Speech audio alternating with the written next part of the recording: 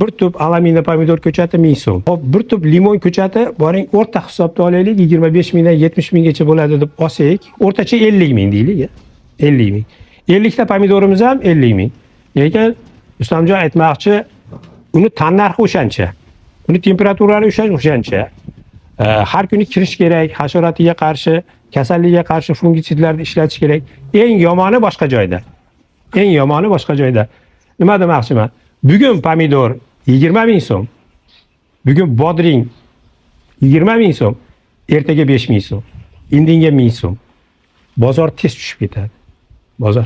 Limonda qaysi afzallik tomoni bor?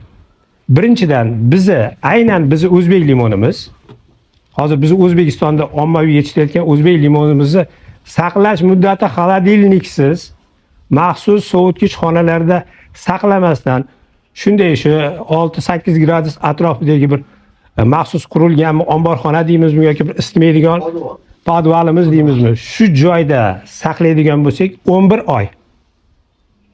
11 oy. Qaysi mahsulotni 11 oy saqlab bo'ladi? Bu birinchisi. Ikkinchisi, transportabilnost deyiladi. Ya'ni bir joydan ikkinchi joyga olib borish. Chidamliligi juda yuqori. Tovar sifatini, ko'rinishini yo'qotmaydi.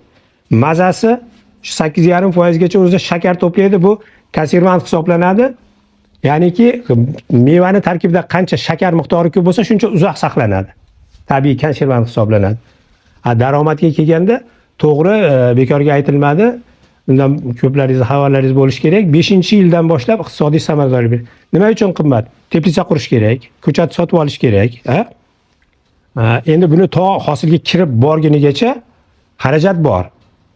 Undan o'tib olganimizdan keyin, shu xarajatdan o'tib olganimizdan keyin buni mehnati ham, eng asosiysi bozori bor. Mana Rustamjon aytib o'tib ketishdik, 25 ming, 20 mingdan men aniq bilaman. Sentyabr oyida ommaviy limon uzish boshlangan bo'lsa 20 ming edi. 20 ming edi. Hozirga kelib shu narx 50 ming, 60 mingga chiqdi. Ulgurji savdoda 50 mingdan olaman degan mana gruppalarda e'lonlarni berishyapti.